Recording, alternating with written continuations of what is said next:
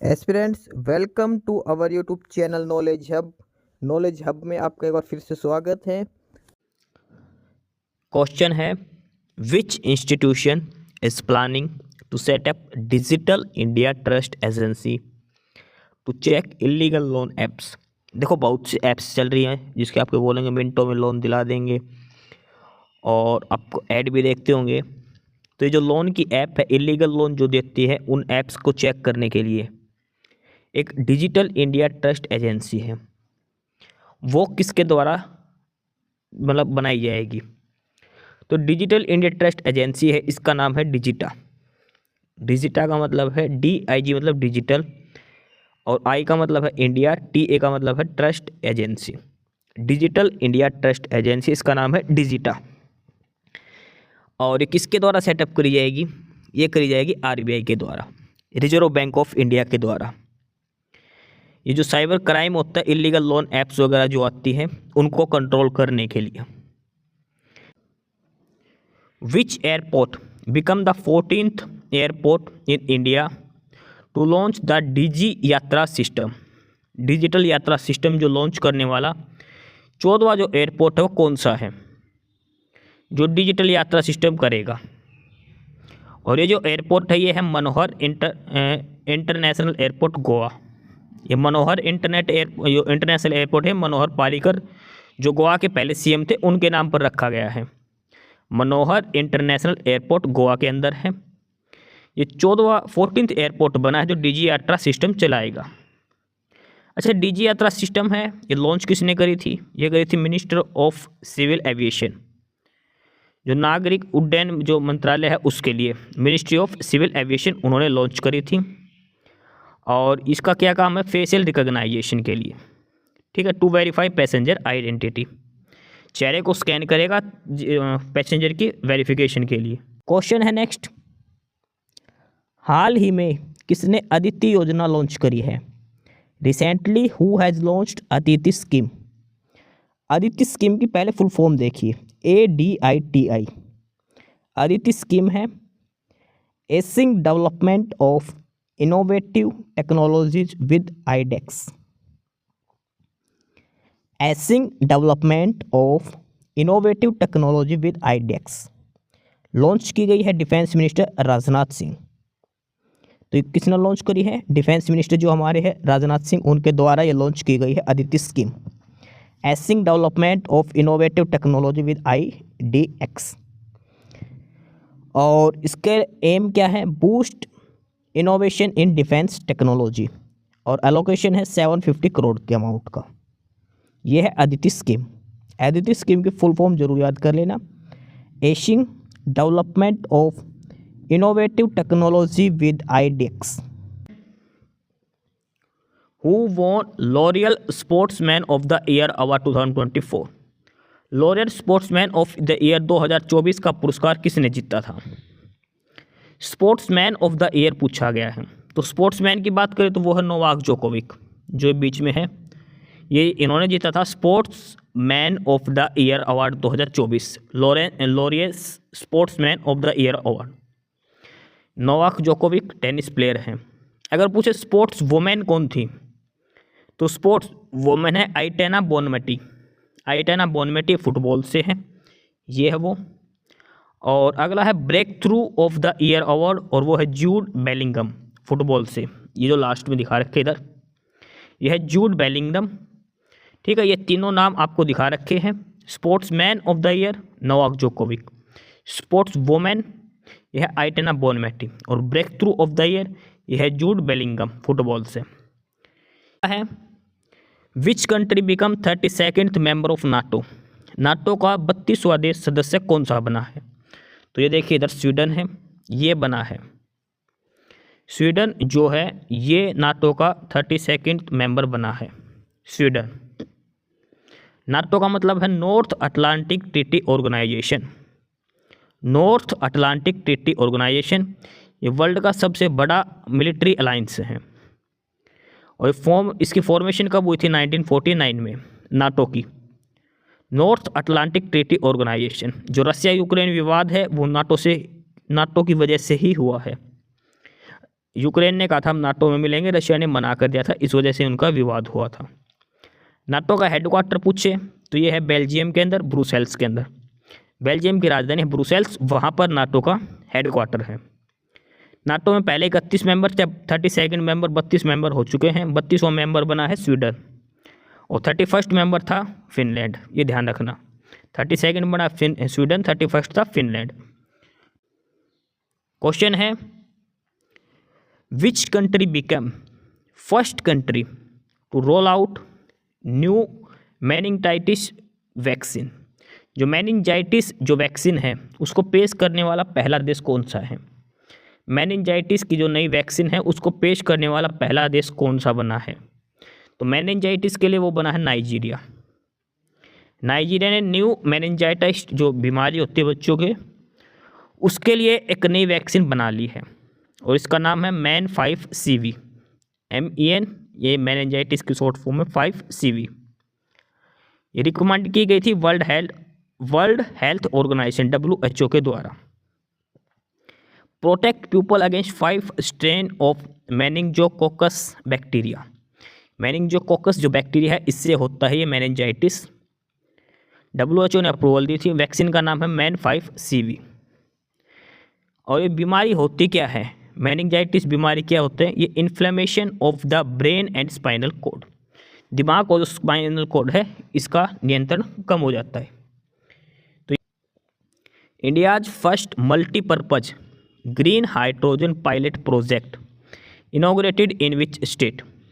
Green hydrogen का जो pilot project है ये भारत के किस राज्य में किया गया है? इनॉग्रेट उद्घाटन हुआ है।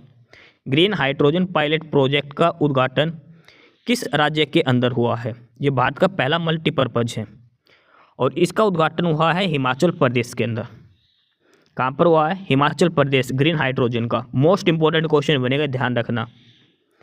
इसको इनॉग्रेट किया गया था ये नाथप्पा जारकी हाइड्रो पावर स्टेशन। कैपेसिटी है इसकी 14 kilogram green hydrogen daily, 14 kilogram daily green hydrogen पैदा करेगा।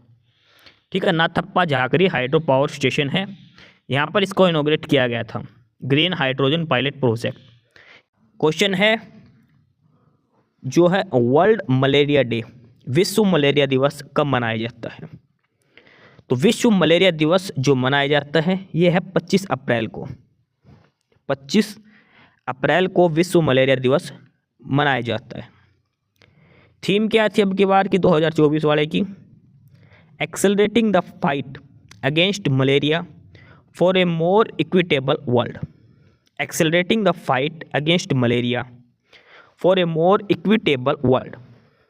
ठीक है, मलेरिया किससे होता है? प्लाज्मोडियम से, प्लाज्मोडियम पैरासाइट से। और कौन से मच्छर के काटने से होता है? यह है मादा एनाफ्लिस, फीमेल एनाफ्लिस जो मच्छर है उसके काटने से ये होता है मलेरिया। और इंडिया ने टारगेट किया है कि मलेरिया ख़त्म कर देंगे, यानी कि भारत मलेरिया मुक्त हो जाएगा 2030 तक। अगले 5-6 सालों में भारत मलेरिया मुक्त हो जाएगा, यानी कि 2030 तक भारत मलेरिया मुक्त हो जाएगा। ये इस बार की थीम थी। अगला है India's first ever hybrid pitch has been unveiled in which state. जो पहली हाइब्रिड पिच है वो किस स्टेट में इसका आवरण किया गया है? हाइब्रिड पिच यानी जो क्रिकेट के मैदान की जो पिच होती है वो हाइब्रिड पिच, यानी कि उसको उठा के दूसरी जगह लगा सकते हैं, ज़रूरत हो तभी उस पिच को रखते हैं, बाद में उसको निकाल दिया जाता है। तो ये किया गया है हिमाचल प्रदेश के अंदर। हिमाचल प्रदेश के अंदर, हिमाचल प्रदेश में एकमात्र स्टेडियम है धर्मशाला। ये हाइब्रिड पिच एक कम्बिनेशन है natural turf plus polymer fibre की। अगला है question, who is the author of a book title knife. जो चाकू नाम की एक पुस्तक नाइफ, उसके लेखक कौन है? चेतन भगत, सलमान रुश्दी या फिर पीसी चावला। तो उसके जो राइटर हैं वो है सलमान रुश्दी। सलमान रुश्दी जो बुक है नाइफ उसके राइटर हैं सलमान। अगला क्वेश्चन है, किस टीम ने रणजी ट्रॉफी 2024 का खिताब जीता? विच team won the Ranji trophy 2024? तो रणजी ट्रॉफी 2024 ये विनर है मुंबई इसकी विनर रही है। और रनर अप है विदर्भ, यानी कि विदर्भ को हराकर मुंबई ने टाइटल जीता है रणजी ट्रॉफी 2024 का। इसमें प्लेयर ऑफ द सीरीज जो अवार्ड मिला वो है तनुष कोटियान को मिला है, player of the series. Next question है, what is the rank of India in gender inequality index 2022। ध्यान रखें ये रिपोर्ट 2-3 साल में एक बार दी जाती है, इस वजह से 2022 की रिपोर्ट 2024 में आई है, इस वजह से क्वेश्चन पूछिए, मत कहना कि 2022 की जिक्के नहीं। 2022 की रिपोर्ट 2024 में आई है और 2024 की रिपोर्ट अब आगे आएगी 2026 में जाके, तो ये ध्यान रखना। तो यह है कि what is the rank of India in gender inequality index, लैंगिक असमानता सूचकांक 2022 में भारत की रैंक क्या है। तो भारत की जो रैंक है वो है 108 जेंडर इन इक्वालिटी इंडेक्स में 108 ये इंडिया की रैंक है। जेंडर इनइक्वालिटी इंडेक्स जो है ये जारी किसके द्वारा किया गया था, UNDP, United Nation Development Programme, their Human Development Report के, और इंडिया की रैंक है 108 आउट ऑफ 193 कंट्रीज़, 193 देश है टोटल, और उसमें इंडिया की रैंक है 108। ठीक है, और इसमें टॉप पर पूछे तो पहले नंबर पर है डेनमार्क, दूसरे पर है नॉर्वे। जेंडर इनइक्वालिटी इंडेक्स में पहले पर डेनमार्क, दूसरे पर नॉर्वे, टोटल 193 कंट्रीज़ हैं। इंडिया की रैंक है 108। अगला है, who has been honoured with Saraswati Samman 2023। Saraswati Samman 2023 से किसे सम्मानित किया गया है। तो 2023 का जो सरस्वती सम्मान दिया गया है वो है प्रभ वर्मा। 33rd अवार्ड है ये 2023 में, और सरस्वती सम्मान ये किसके द्वारा दिया जाता है, के बिरला फाउंडेशन के द्वारा ये अवार्ड दिया जाता है। इसके विनर है प्रभ वर्मा, मलयालम पोइट है, और ये किताब का नाम है रुद्रा सातविक्रम के द्वारा। और पहला सरस्वती सम्मान जो दिया गया था वो दिया गया था हरिवंश राय बच्चन को। पहला सरस्वती सम्मान जो दिया गया था वो पोइट थे हरिवंश राय बच्चन, जो अमिताभ बच्चन जी के फादर साहब, उनको दिया गया था। 2023 का दिया गया प्रभ वर्मा को दिया गया है, मलयालम पोइट है, और इसका नाम है रुद्रा सातविक्रम के नाम पर। अगला क्वेश्चन है, who developed India's second private rocket. जो भारत का जो दूसरा प्राइवेट रॉकेट है वो किसने विकसित करा है। प्राइवेट रॉकेट है जो भारत का दूसरा, ये किसके द्वारा जो है डेवलप किया गया, किसने इसको बनाया है। देखो डीआरडीओ तो प्राइवेट होगा ही नहीं यहाँ से, तो प्राइवेट एजेंसीज में एक ही है, अग्निकुल कॉस्मोस। अग्निबाण ये बनाया गया है। जो रॉकेट का नाम पूछे सेकंड प्राइवेट रॉकेट का नाम, इसका नाम है अग्निबाण। बनाया किसने है, अग्निकुल कॉस्मोस ने। ठीक है, अग्निकुल कॉस्मोस, और ये कहाँ पर है, चेन्नई तमिलनाडु के अंदर। अग्निबाण है इसका नाम, सब ऑर्बिटल टेक्नोलॉजी डेमोन्स्ट्रेटर। और जो पहला जो बनाया गया था वो था विक्रम एस। पहला जो प्राइवेट रॉकेट था इंडिया का उसका नाम था विक्रम एस, दूसरे का नाम है अग्निबाण। पहले वाला बनाया गया था स्काई रूट के द्वारा। देखो काफ़ी इम्पोर्टेंट क्वेश्चन है। जो पहला प्राइवेट जो रॉकेट बनाया गया था वो था विक्रम एस, किसने बनाया था, स्काई रूट एरोस्पेस ने। दूसरा ये जो प्राइवेट रॉकेट है ये इसका नाम है अग्निबाण, ये बनाया किसने है, अग्निकुल कॉस्मोस ने। दोनों ही इम्पोर्टेंट है, आप याद रखना। अगला क्वेश्चन है, recently PM Modi announce how many astronauts for Gaganyaan mission. हाल ही में पीएम मोदी ने गगनयान मिशन के लिए कितने अंतरिक्ष यात्रियों की घोषणा करी है। यानी कि गगनयान मिशन, उसमें कितने अंतरिक्ष यात्री जाएंगे, 1 2 3 4, तो कितने जाएंगे, 4। गगनयान मिशन क्या है, India's first human space mission है। पहला मिशन है जिसमें इंडिया की तरफ से जिसमें इंसान जाएंगे, ह्यूमन स्पेस मिशन, और ये 2026 के में लॉन्च किया जाएगा इसरो के द्वारा। गगनयान मिशन लॉन्च किया जाएगा इसरो के द्वारा 2026 में। India's first human space mission है। इसमें जाएंगे 4 male astronaut and 1 female robot. ये काफ़ी इम्पोर्टेंट है। गगनयान के लिए जो फीमेल जो रोबोट है उसका नाम कई बार पूछा जाता है, और उसका नाम है व्योम मित्रा। व्योम मित्रा एक फीमेल रोबोट है जो एस्ट्रोनॉट्स के साथ गगनयान मिशन के लिए सिलेक्ट की गई है। जो 4 एस्ट्रोनॉट्स हैं उनके नाम आप चेक कर लीजिए, पी बालकृष्णन अय्यर, अजीत कृष्णन, अंगद प्रताप और एस शुक्ला।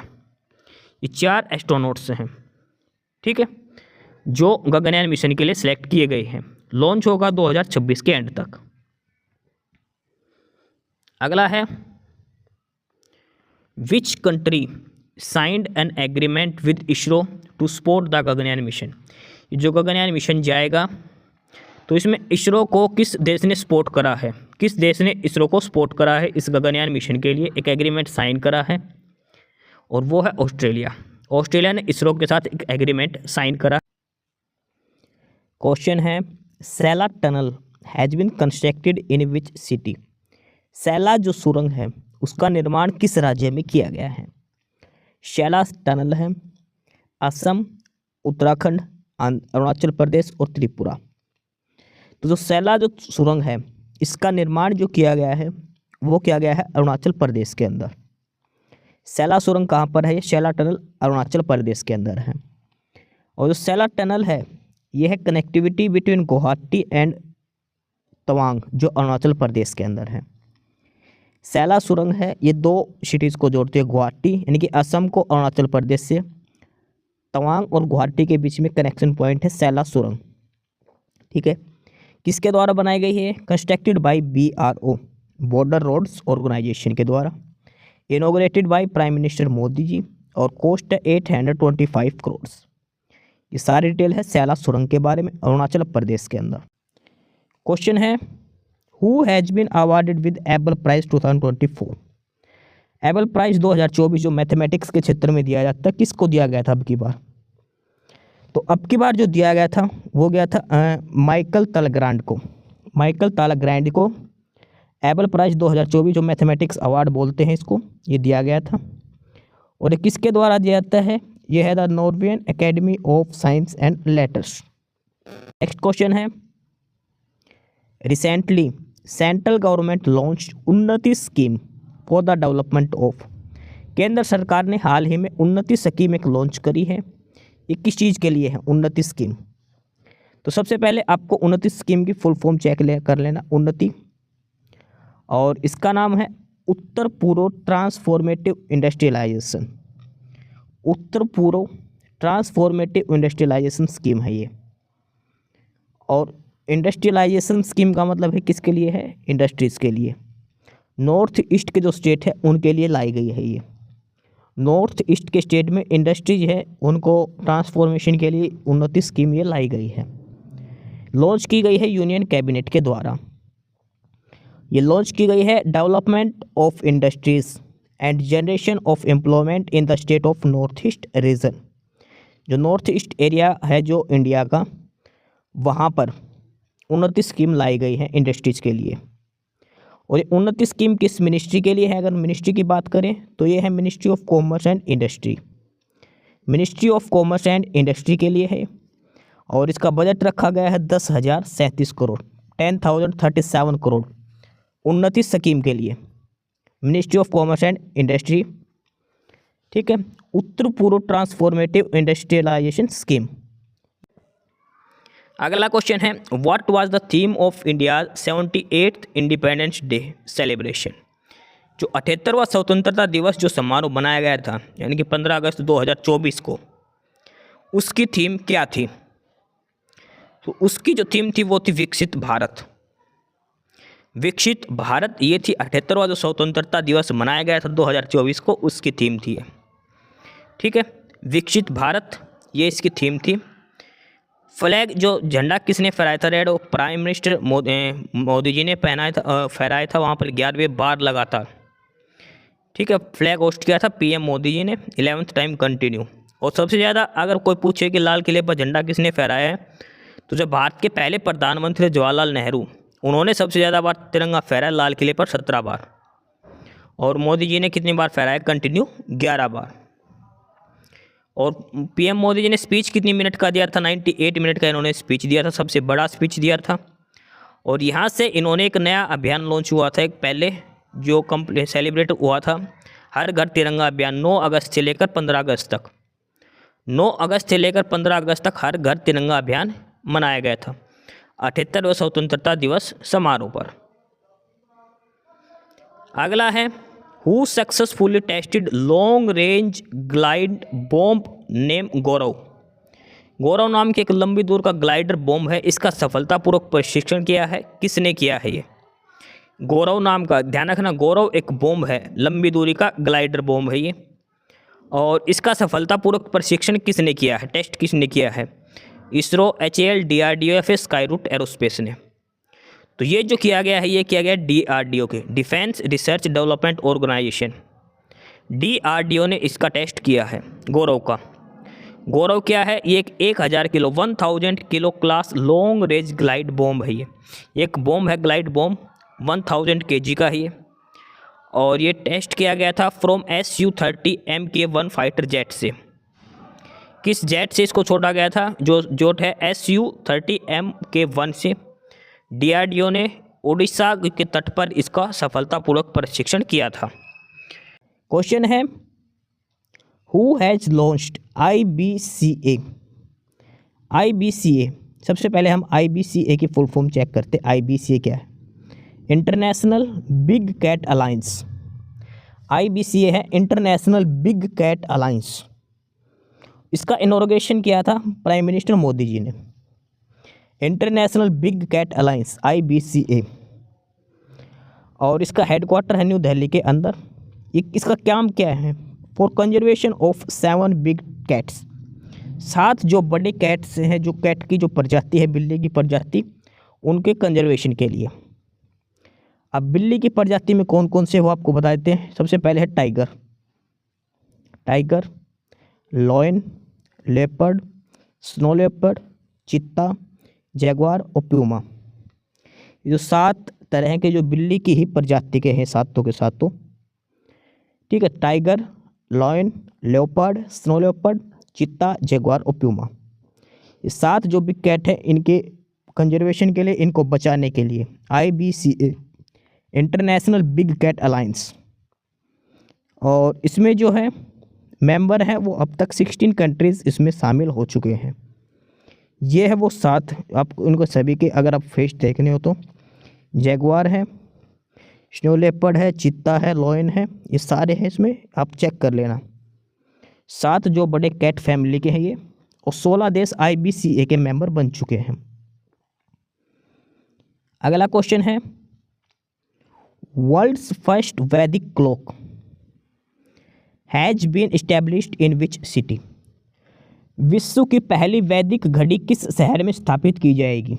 विश्व की पहली वैदिक घड़ी किस शहर में स्थापित की जाएगी? जयपुर, आगरा, उज्जैन, इंदौर। तो वो है उज्जैन। वर्ल्ड की पहली वैदिक क्लॉक जो है वो उज्जैन कहाँ पर है? मध्य प्रदेश के अंदर।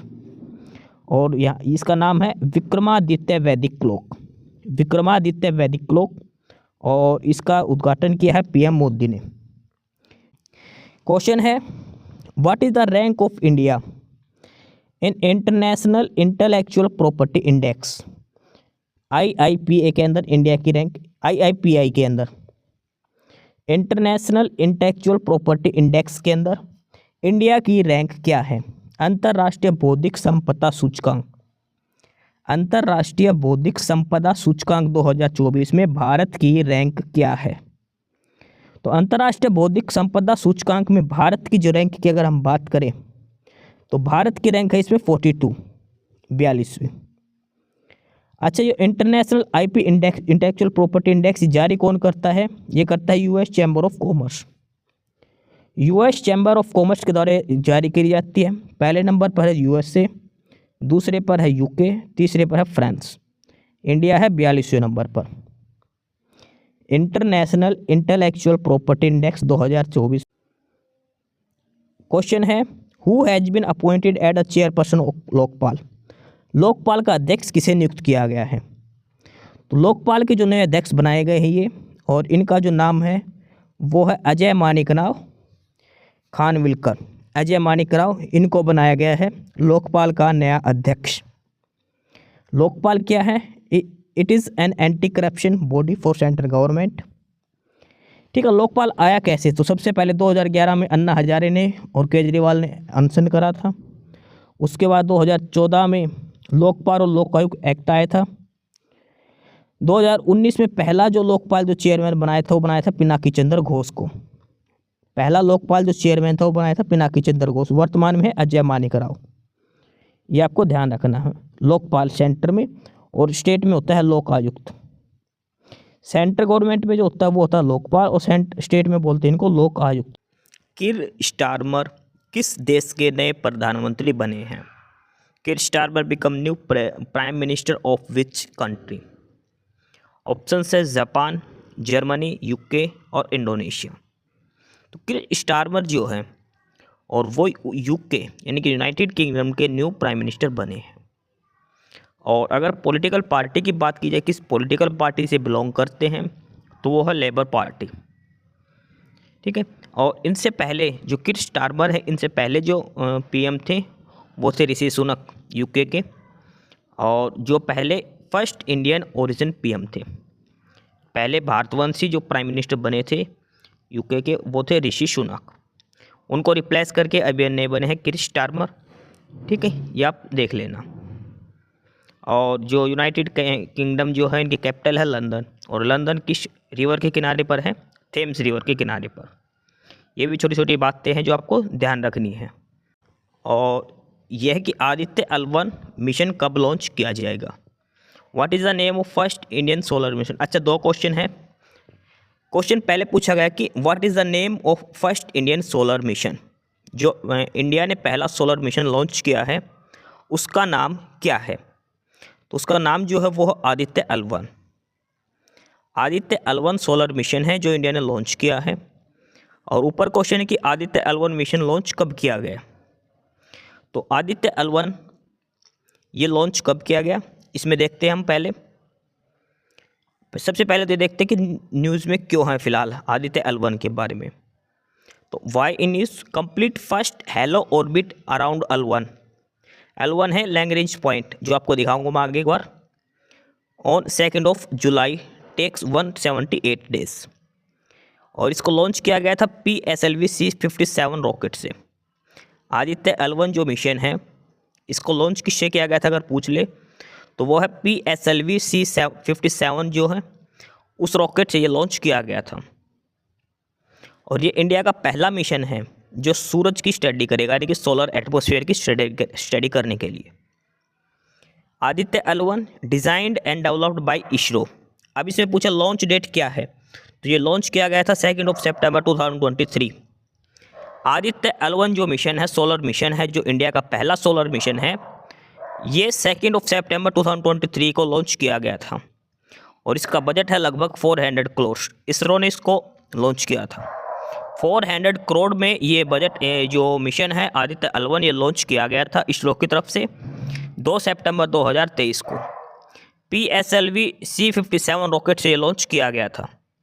ये ध्यान रखनी है आपकी सारी बात इसके अंदर। आदित्य L1 मिशन के तहत जो सारी बातें वो इसमें बताई गई है। अगला क्वेश्चन है, who has launched India's first gene therapy for cancer? Gene therapy for cancer यानी कि जीन जो कैंसर के लिए जीन थेरेपी है उसकी जो खोज हुई थी उसको लॉन्च किसने करा है? PM मोदी, अमित शाह, द्रौपदी मुर्मू या फिर जितेंद्र सिंह ने?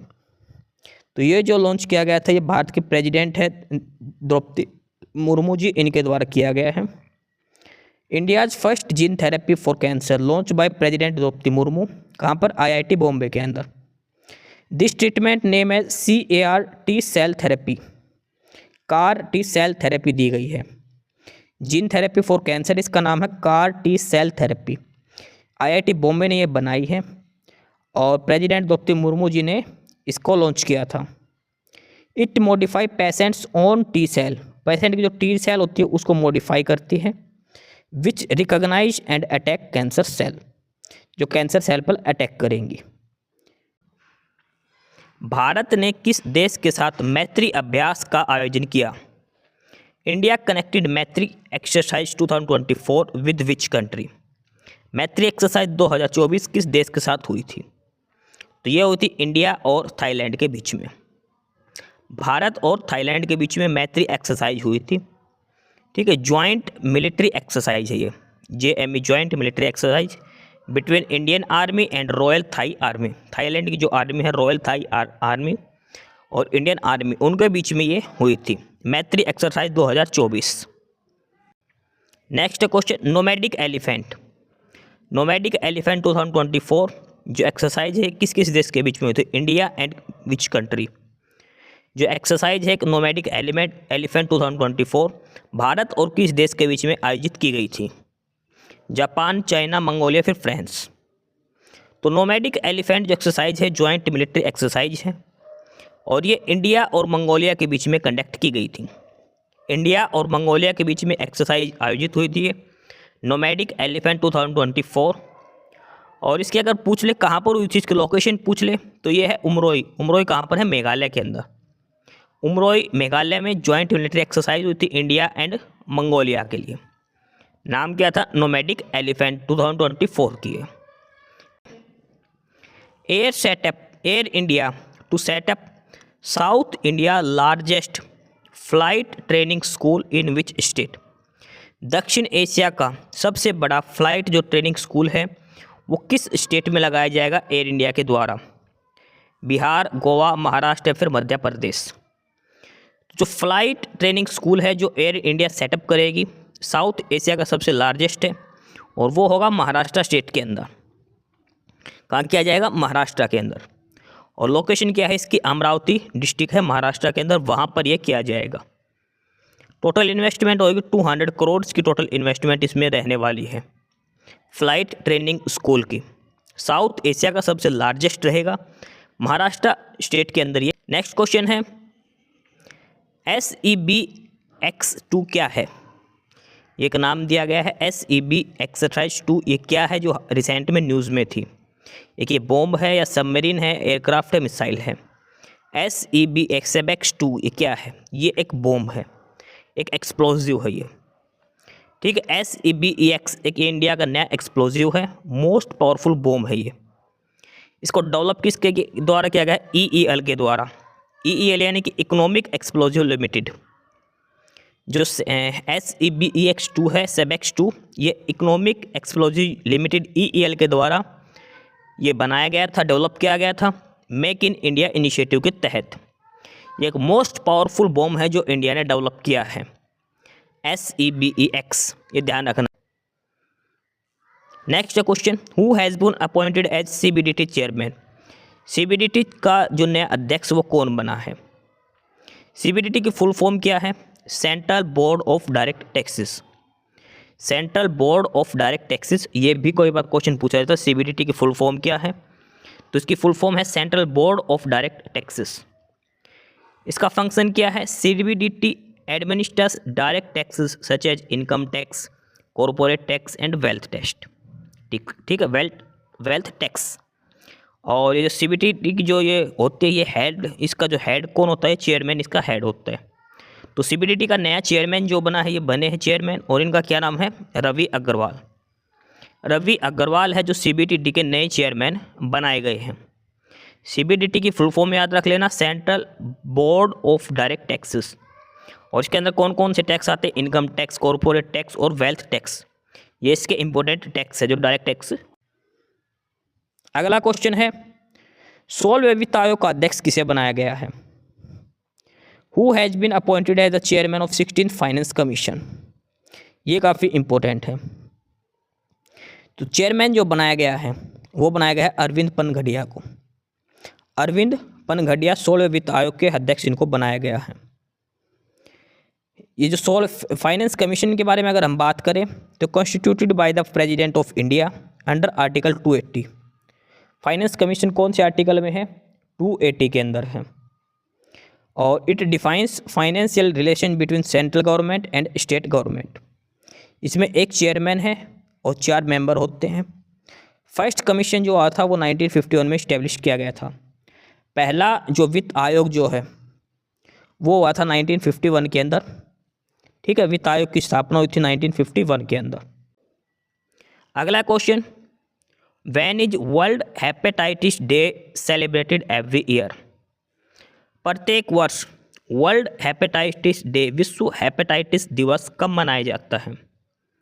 तो विश्व हेपेटाइटिस दिवस जो मनाया जाता है वो 28 जुलाई को मनाया जाता है, 28 जुलाई, वर्ल्ड हेपेटाइटिस डे। अब क्वेश्चन ये है कि ये 28 जुलाई को ही क्यों मनाया जाता है? Why 28 July? क्योंकि इसी दिन है birthday of Nobel Prize winning scientist doctor Baruch Blumberg का। डॉक्टर बारूच ब्लमबर्ग का है। अब इनसा ये कौन थे? ये वो थे जिन्होंने हेपेटाइटिस बी वायरस की खोज करी थी। हेपेटाइटिस बी वायरस की इन्होंने खोज करी थी डॉक्टर बारूच ब्लमबर्ग ने, नोबेल प्राइज़ विनर हैं। इनका बर्थ डेट है 28 जुलाई, इसलिए वर्ल्ड हेपेटाइटिस डे 28 जुलाई को मनाते हैं। 2024 में थीम क्या थी? थीम थी it's time for action. It's time for action, ये थीम आपको याद रखनी है। हिंदी में भी और इंग्लिश में भी सेम यही याद रखना है। कई बार इंग्लिश वाला ही हिंदी में दे देते हैं, तो it's time for action same आपको याद रखनी है। हेपेटाइटिस जे है ये होता कैसे है? तो एक वायरल डिजीज़ है ये, और किसके द्वारा होता है? ये होता है हेपेटोट्रोपिक। हेपेटोट्रोपिक जो वायरस है उसके द्वारा फैलता है। ये सबसे पहले लीवर को इफेक्ट करता है और लीवर में सूजन आ जाती है। हेपेटाइटिस होते ही लीवर पे असर करता है, लीवर में सूजन आ जाती है। और हेपेटाइटिस 5 टाइप का होता है। Hepatitis A, B, C, D, E. Hepatitis 5 type का होता है, ध्यान रखने हैं।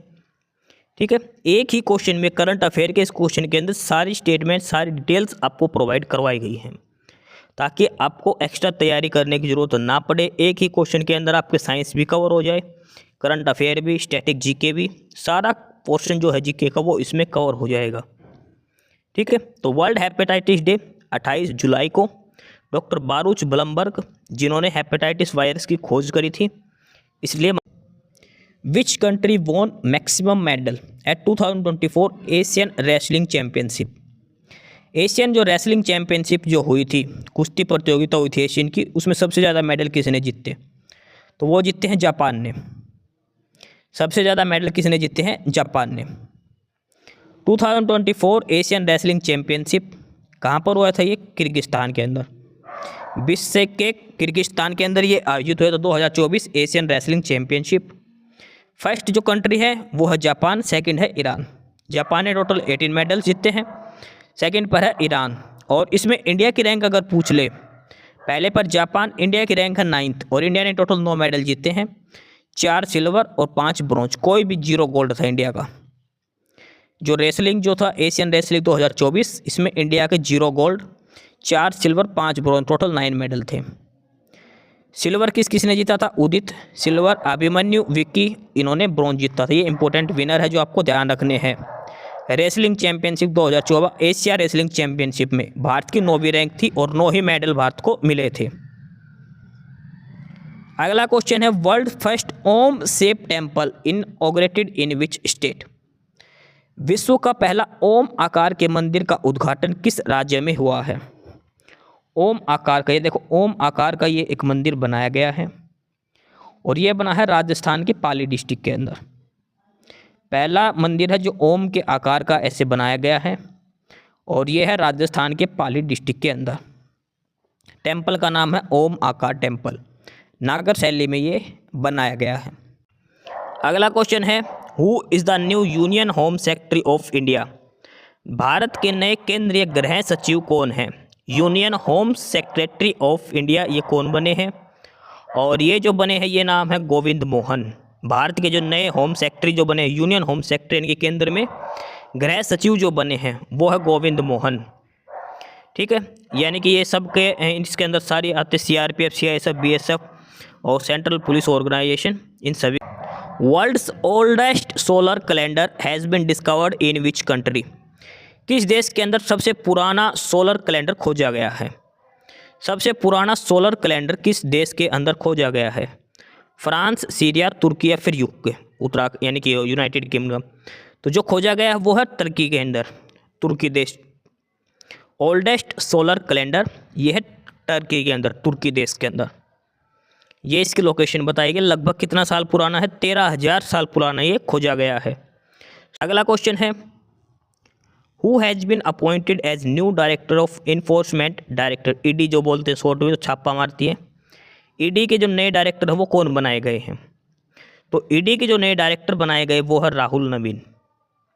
ED के नए डायरेक्टर हैं राहुल नवीन। ठीक है, इस्टेब्लिश कब हुई थी ये ED? और ये हुए थे May 1, 1956। ये क्वेश्चन कई बार था, ED किस मिनिस्ट्री के अंदर आता है? ईडी जो है इन्फोर्समेंट डायरेक्टरेट है, ये किस मिनिस्ट्री के अंडर काम करता है? तो ये काम करता है ministry of revenue, ministry of finance, वित्त मंत्रालय के अंतर्गत आता है ईडी, ध्यान रखना। होम मिनिस्ट्री का भी कोई चक्कर नहीं है, डिफेंस मिनिस्ट्री का भी कोई चक्कर नहीं है, मिनिस्ट्री ऑफ फाइनेंस आएगा, enforcement directorate, ministry of finance. और हेडक्वार्टर की बात करें तो इसका हेडक्वार्टर है न्यू दिल्ली के अंदर। ये है सबसे इंपॉर्टेंट चीज़, enforcement directorate, ministry of finance के अंडर। अगला क्वेश्चन है, which country hosted 46th UNESCO world heritage committee session? 46वें यूनेस्को विश्व धरोहर समिति स्तर की मेजबानी किस देश ने करी है? 46th UNESCO world heritage committee session. ये यूनेस्को वर्ल्ड हेरिटेज समिट जो विश्व के जो धरोहर होते हैं उनको मान्यता देती है ये। तो ये अब हमारे इंडिया में आयोजित की गई थी। कहाँ हुआ थी ये समिट? अब हुई थी इंडिया के अंदर। और इंडिया में कहाँ पर हुई थी ये भारत मंडपम में हुई थी, भारत मंडपम जो न्यू दिल्ली के अंदर है। यूनेस्को वर्ल्ड हेरिटेज कमेटी के अंदर टोटल 21 मेंबर्स थे इसके अंदर। और इसमें इन्होंने दिया है चारिडियो मैडम, चराइडियो जो मैडम है असम का, ये 43rd UNESCO world heritage site बनाई गई है, असम के अंदर है, ये ध्यान रखना है। ये क्वेश्चन बन सकता है, किसी भी एग्जाम में क्वेश्चन पूछा जा सकता है। जो 43rd यूनेस्को जो वर्ल्ड हेरिटेज साइट है ये कहाँ पर है? असम के अंदर। ये इसका नाम भी आपको याद रखना है। और ये जो मीटिंग हुई थी 46 जो मीटिंग हुई थी यूनेस्को की, ये हुई थी न्यू दिल्ली के अंदर, भारत मंडपम के अंदर। India's first rice ATM has been set up in which state? Rice ATM यानी कि चावल ATM, ऐसा ATM जिसमें पैसे डालते चावल निकलेंगे बाहर, तो वो किस राज्य में सबसे पहले लगाया गया है? तो ये जो लगाया गया है ये लगाया गया है ओडिशा के अंदर। कहाँ लगाया गया है राइस ATM? ओडिशा के अंदर। ओडिशा के अंदर भी कहाँ? ओडिशा की जो राजधानी है भुवनेश्वर, वहाँ पर लगाया गया है। और इस राइस ATM का नाम क्या है? India's first rice ATM name है Annapurti grain ATM। Annapurti grain ATM ये नाम रखा गया है। ओडिशा की कैपिटल जो भुवनेश्वर, वहाँ पर किया गया है ये राइस ATM जो सेटअप किया गया है पहला। विच मिनिस्ट्री लॉन्च दीनदयाल स्पर्श योजना? दीनदयाल स्पर्श योजना किस मिनिस्ट्री ने लॉन्च करी है? दीनदयाल स्पर्श योजना जो है ये एक स्कॉलरशिप प्रोग्राम है। क्या है ये? स्कॉलरशिप स्कीम है ये, स्कॉलरशिप के लिए। और ये लॉन्च की गई थी to award children in the class category from 6th to 9th, छठी से लेकर 9वीं क्लास तक के जो बच्चे हैं उनको इनाम देने के लिए, स्कॉलरशिप देने के लिए। और हर साल 6,000 रुपये दिए जाएंगे।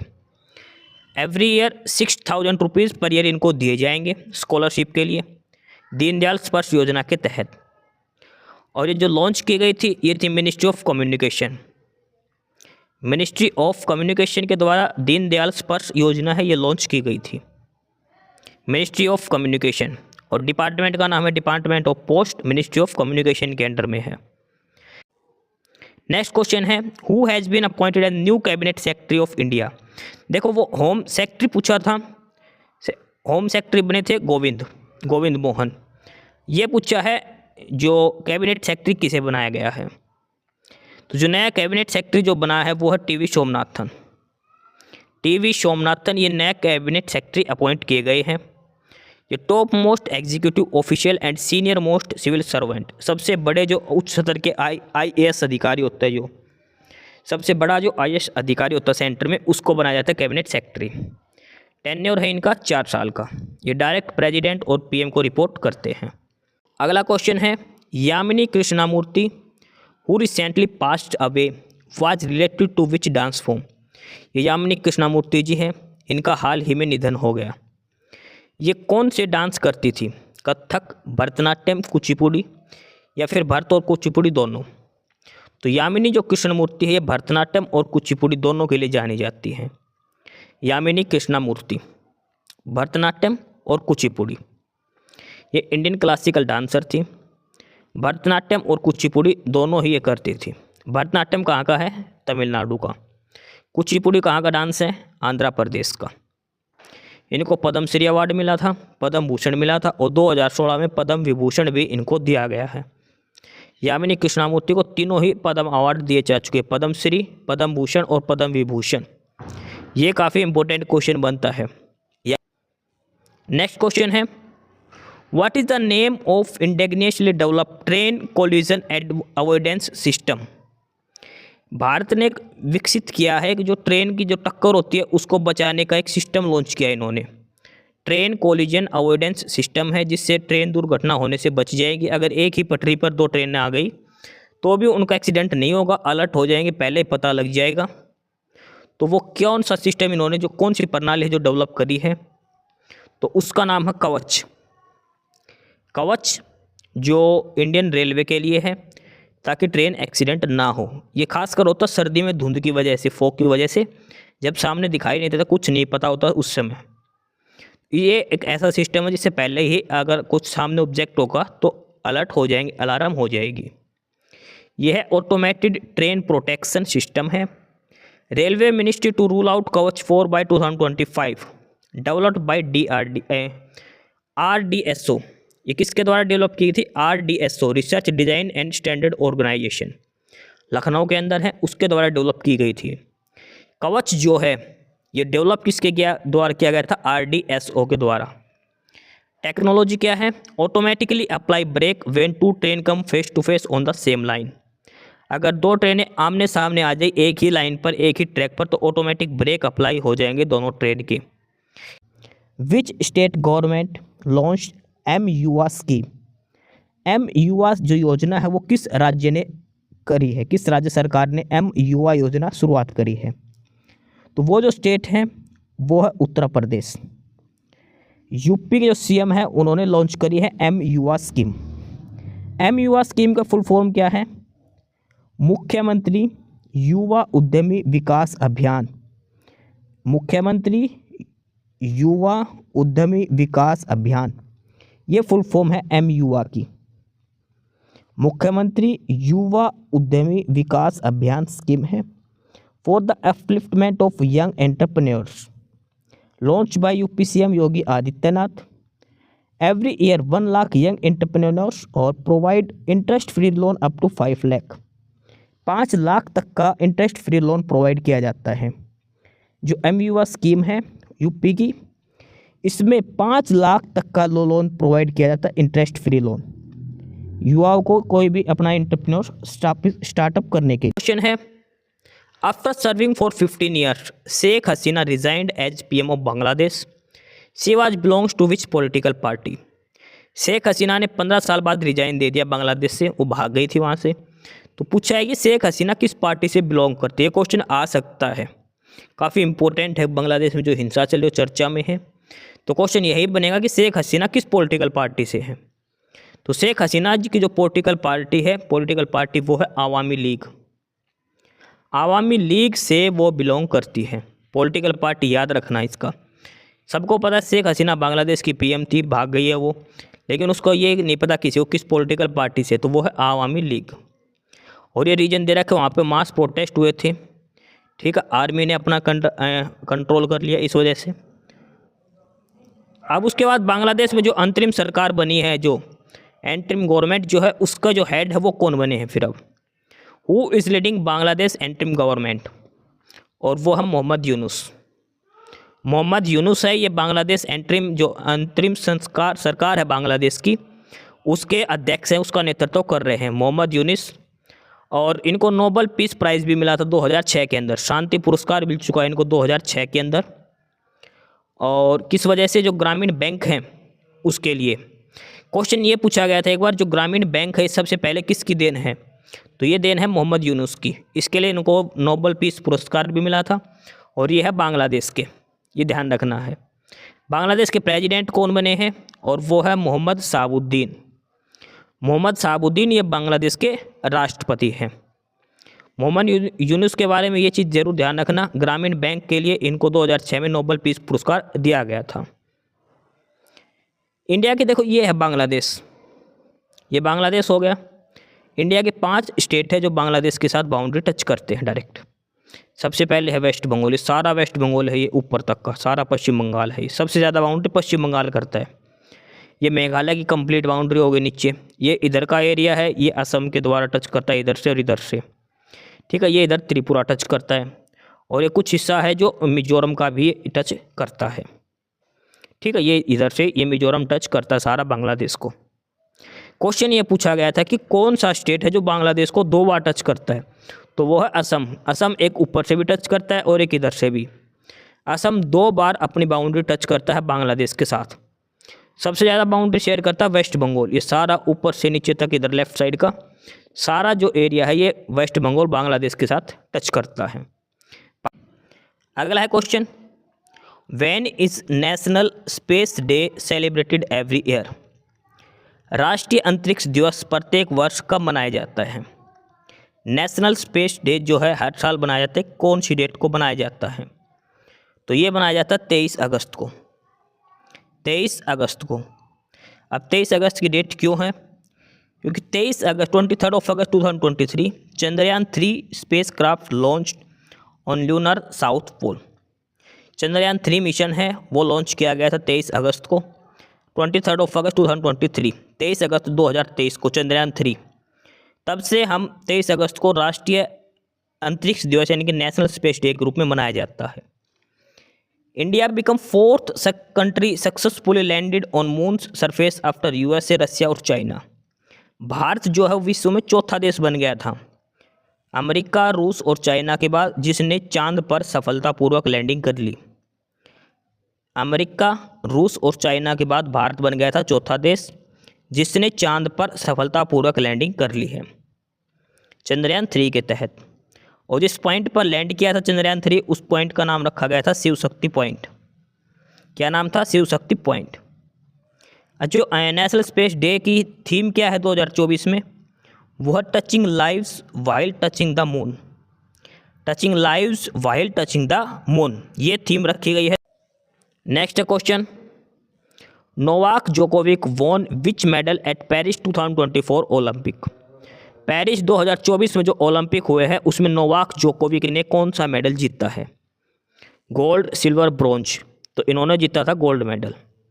नोवाक जोकोविक हैं, ये सर्बियन के हैं, सर्बिया देश के हैं, टेनिस प्लेयर हैं और इन्होंने फर्स्ट ओलंपिक गोल्ड मेडल जीता पेरिस ओलंपिक 2024 में।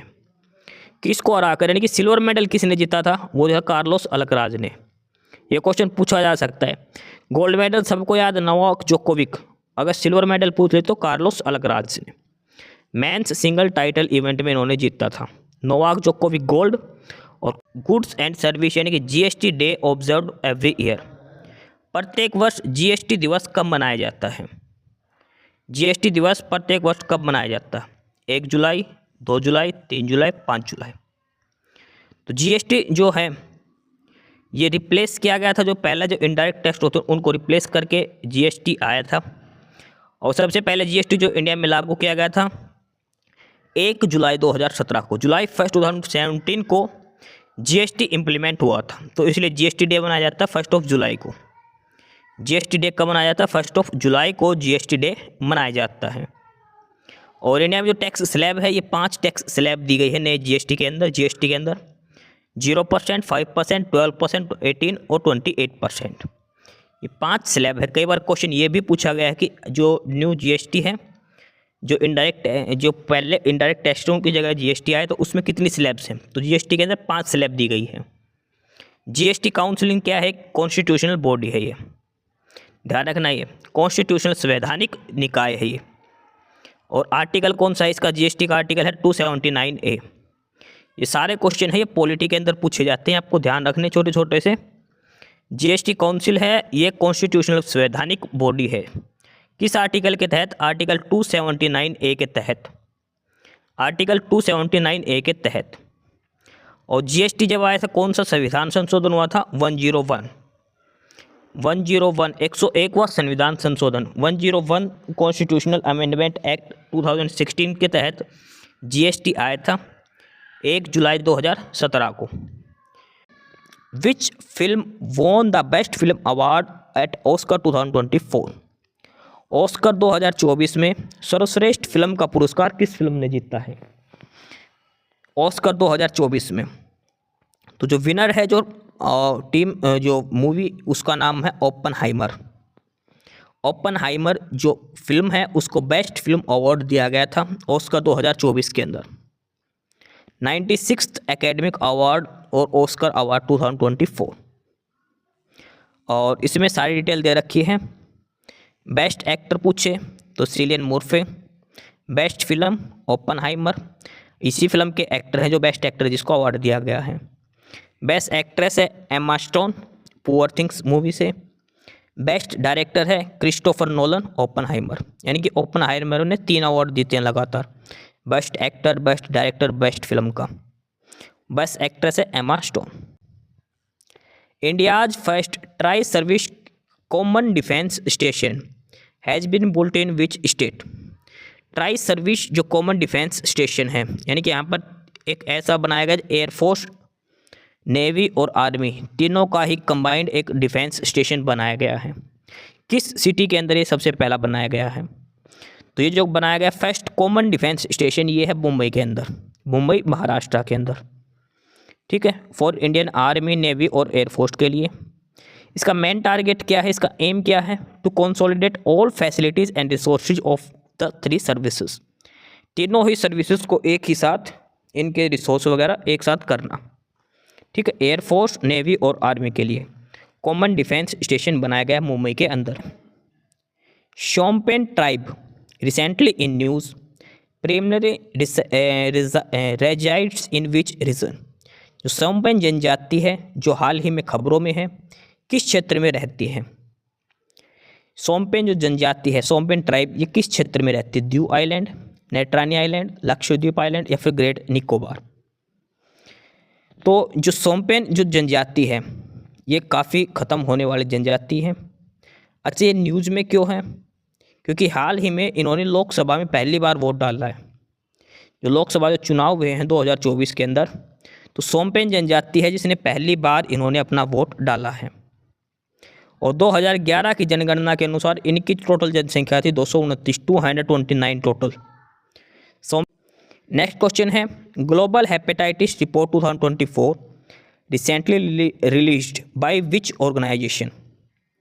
विश्व हेपेटाइटिस रिपोर्ट 2024 जो हाल ही में रिलीज हुई है किस संगठन द्वारा जारी की जाती है?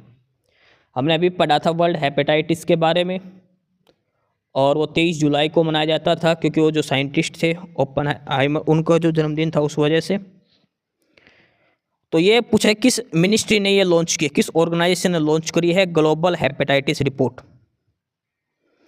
तो ये है 1.3 मिलियन डेथ पर ईयर होते हैं हेपेटाइटिस की वजह से, ऐसा माना जाता है। और इसमें इंडिया की सेकंड रैंक है हेपेटाइटिस बी और सी के केस में। पूरे वर्ल्ड में सबसे ज़्यादा हेपेटाइटिस के केस है चाइना में, दूसरे नंबर पर है इंडिया हेपेटाइटिस के सबसे ज़्यादा केस के बारे में। हेपेटाइटिस एक वायरल डिजीज़ है, किसके द्वारा होता है? ये होता है हेप्टोट्रोपिक के कारण। ये लंग्स पर इफेक्ट करता है, लंग्स में सूजन आ जाती है। और हेपेटाइटिस 5 प्रकार के होते हैं, A, B, C, D, E, ठीक है। तो अगला क्वेश्चन है, what is the rank of India in global military spending इन 2023। 2023 में वैश्विक सैन्य खर्चे में भारत का स्थान क्या है? यानी कि मिलिट्री पे जो खर्चा हुआ है उसमें भारत कौन से नंबर पर है? 4, 5, 6 या फिर 7? तो इसमें जो इंडिया का नंबर है वो 4th नंबर है। और ये जो रिपोर्ट है ये कौन जारी करता है? ये जारी करता है सिप्री के, सिप्री SIPRI, सिप्री यानी कि Stockholm International Peace Research Institute, Stockholm International Peace Research Institute. इन्होंने एक रिपोर्ट जारी करी है 2023 में मिलिट्री पर सबसे ज़्यादा खर्च करने के लिए। सबसे पहला कंट्री है अमेरिका, सेकंड है चाइना, थर्ड है रशिया और 4th है India. Recently India delivered first batch of BrahMos missile to which country. भारत ने किस देश में ब्रह्मोस मिसाइल की पहली खेप पहुंचाई? देखो, भारत पहले तो दूसरे देश से मांगता है, ब्रह्मोस मिसाइल लेके आया था रशिया से। अब इन्होंने एक ब्रह्मोस मिसाइल दूसरे देश को भेजी है इंडिया ने। किस देश को भेजी है इंडिया ने? तो वो जो भेजी है इंडिया ने वो भेजी है फिलीपींस को। किस देश को भेजी है इन्होंने? फिलीपींस को भेजी है इंडिया ने। ब्रह्मोस मिसाइल फिलीपींस को इंडिया ने भेजी है। ब्रह्मोस क्या है? Medium range ramjet supersonic cruise missile, world fastest cruise missile, ये इंपॉर्टेंट चीज़ है। ब्रह्मोस मिसाइल क्या है? ये फास्टेस्ट क्रूज मिसाइल है, सुपरसोनिक मिसाइल है ये। और ये सबमरीन से भी लॉन्च कर सकते हैं, शिप से भी लॉन्च करते हैं, एयरक्राफ्ट से भी या लैंड से भी, कहीं से भी आपको सब जगह से इसको लॉन्च कर सकते हैं। ब्रह्मोस मिसाइल बनाई किसने थी? इंडिया प्लस रशिया ने। मैन जो है रशिया ने बनाई है, ठीक है। मैन्युफैक्चरर है ब्रह्मोस एरोस्पेस लिमिटेड। और इंडिया ने अब फिलीपींस को ये भेजी है। इंडिया एंड फिलीपींस के बीच में 375 मिलियन का डील हुई है ब्रह्मोस मिसाइल्स को लेकर। और इंडिया ने ब्रह्मोस मिसाइल भेजी है फिलीपींस कंट्री को, पहली बार इन्होंने भेजी है। क्वेश्चन है नेशनल पंचायती राज डे कब मनाया जाता है? ये आपको ध्यान रखना है। पंचायती राज दिवस कब मनाते हैं आपको खुद को बताना है। ये 4 ऑप्शन अप्रैल मंथ आपको सभी को पता है, डेट आपको बतानी है। पंचायती राज जो दिवस है वो किस डेट को मनाया जाता है ये आपको खुद से चेक करके बताना है। अप्रैल के अंदर होता है ये। थीम मैं बताता हूँ, थीम जो अब की बार की रखी गई है वो है sustainable panchayat, building healthy, water sufficient, clean and green villages. ये अब की बार के पंचायती राज दिवस की थीम रखी गई है। आपको डेट बतानी है किस दिवस पर पंचायती राज दिवस मनाया जाता है।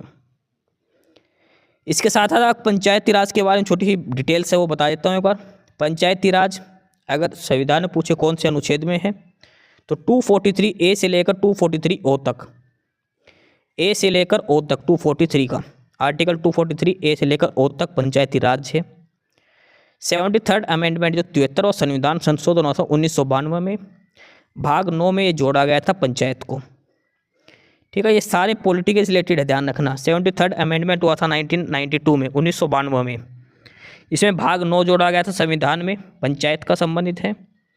और 11वां शेड्यूल जोड़ा गया था आर्टिकल 243G। और इसमें जो दी गई पंचायत के अंदर टोटल 29 मैटर्स हैं जो पंचायत से रिलेटेड होते हैं, ठीक है। कौन सी कमेटी थी? सबसे पहले थी बलवंत राय मेहता कमेटी। इन्होंने सजेस्ट किया था 3 टियर पंचायती राज सिस्टम, विलेज, ब्लॉक और डिस्ट्रिक्ट लेवल। अशोक मेहता समिति जो थी इन्होंने 2 टायर दिए थे, जिला परिषद और मंडल पंचायत, ठीक है। और सबसे पहले जो पंचायती राज सिस्टम था वो नागौर जो राजस्थान के अंदर वहाँ पर आया था। सबसे पहले पंचायती राज सिस्टम राजस्थान के नागौर जिले में। तो ये सारा पंचायती राज के बारे में इंपॉर्टेंट फैक्ट हैं जो आपको देखने हैं। बलवंत राय मेहता ने त्रिस्तरीय दी थी और अशोक मेहता ने 2 टियर पंचायती राज के बारे में बताया था। आर्टिकल 243G के अंदर 29 मैटर हैं पंचायती राज से रिलेटेड, उसके बारे में बताया जो 11वें शेड्यूल में जोड़ा गया था। अगला क्वेश्चन ये काफ़ी इंपॉर्टेंट है, सिटवे जो पोर्ट है ये किस कंट्री के अंदर है? सिटवे बंदरगाह किस देश के अंदर है? बांग्लादेश, इंडिया, ईरान या फिर म्यांमार? सिटवे बंदरगाह, ये देखो ये रहा सिटवे जो पोर्ट है ये म्यांमार के यहाँ पर दिखा रखा है, ठीक है। अब ये चर्चा में क्यों है? सिटवे पोर्ट का कोई चक्कर ही नहीं था, ये म्यांमार के अंदर है। आइजोल और इधर से पूरा इंडिया, फिर ये म्यांमार का, और फिर इधर कोलकाता वगैरह हुगली से सारा कनेक्ट है। बीच में बांग्लादेश को सारा क्रॉस छोड़ के सीधा इधर से कनेक्ट करने का, आइजोल को कोलकाता से कनेक्ट करने के लिए। सिटवे पोर्ट चर्चा में क्यों है अभी इसके बारे में देखते हैं। India took over the operation of the entire Sittwe port, ये इंडिया के द्वारा बनाया गया है। ये म्यांमार के अंदर है, कलादन नदी के ऊपर। It is India second overseas port after Chabahar port. देखो सिटवे जो पोर्ट है इस पर कंप्लीट कंट्रोल हो गया है इंडिया का, इसलिए ये चर्चा में है, इसे इंडिया ने ही बनाया है। ये म्यांमार के अंदर है। ये ऐसा दूसरा पोर्ट है जिस पर भारत का कब्जा है। इससे पहले है चाबहार पोर्ट जो ईरान के अंदर है। अगला है question, which team won the title of 77th 2023-24 Santosh trophy? 77वां जो संतोष ट्रॉफी जो 2023-24 में हुई थी वो किस देश ने जीती है? संतोष ट्रॉफी किसने जीती थी 2023-24 की? मेघालय, उत्तराखंड, सर्विसेज या फिर मध्य प्रदेश? तो इसमें जो चैंपियन बने हैं ये है सर्विसेज। सर्विसेज जो टीम है वो चैंपियन बनी है। 2023-24 संतोष ट्रॉफी ये फुटबॉल का टूर्नामेंट है, ये सबसे इम्पोर्टेंट ध्यान रखना। संतोष ट्रॉफी किस खेल से संबंधित अगर पूछा जाए तो यह है फुटबॉल टूर्नामेंट। संतोष ट्रॉफी कहाँ पर हुई थी? अब ये अरुणाचल प्रदेश के अंदर। चैंपियन है सर्विसेज और रनर अप है गोवा। विनर है सर्विसेज और सेकंड पर है गोवा। और इसे पूछा जाए बेस्ट प्लेयर कौन है तो बेस्ट प्लेयर है समीर मुर्मू, और बेस्ट गोलकीपर है तो Syed bin Abdul Kadir. Best player Samir Murmu best goalkeeper Syed bin Abdul Kadir. Champion services और रनर अप गोवा रहा है, अरुणाचल प्रदेश में हुआ था। संतोष ट्रॉफी किस खेल से है? फुटबॉल से है। नेक्स्ट क्वेश्चन है, who won the title miss world 2024? Miss world 2024 का खिताब किसने जीता है? मिस वर्ल्ड 2024 का खिताब किसने जीता है? तो वो जो जीता है वो है क्रिस्टियाना साइजोकोवा। क्रिस्टियाना साइजोकोवा मिस वर्ल्ड 2024, और ये इंडिया के अंदर हुए थे, मुंबई के अंदर। मिस वर्ल्ड 2024 जो इवेंट हुई थी ये इंडिया मुंबई के अंदर हुई थी, ठीक है। और इसमें जो विनर है वो है क्रिस्टियाना, चेक गणराज्य से है, चेक जो रिपब्लिक कंट्री है वहाँ से ये विनर है क्रिस्टियाना साइजोकोवा।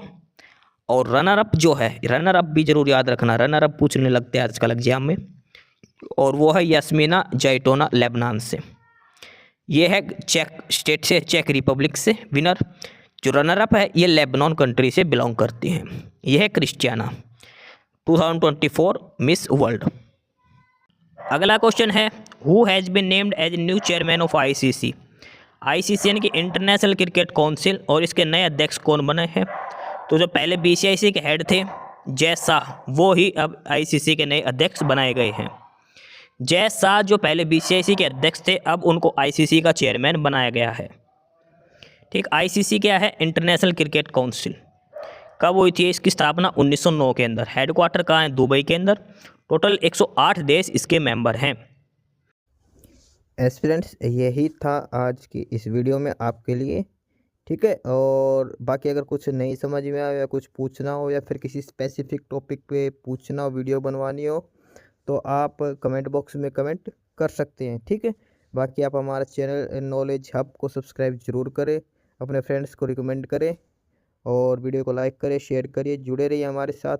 मिलते रहेंगे आपके साथ रोज़ रोज़ नए कंटेंट के साथ, नई अपडेट्स के साथ, ठीक है। और चैनल को शेयर ज़रूर करें अपने फ्रेंड्स के साथ। एक बार फिर से जो एस्पिरेंट्स, जो कैंडिडेट्स नए हैं, वो चैनल को सब्सक्राइब जरूर करें, अपने चैनल नॉलेज हब, ठीक है। मिलते हैं नए अपडेट्स के साथ, तब तक के लिए बाय।